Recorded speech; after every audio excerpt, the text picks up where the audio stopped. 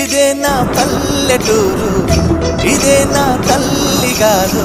మా ఊరి పాడి పంట రాములోరి దీవెనంట.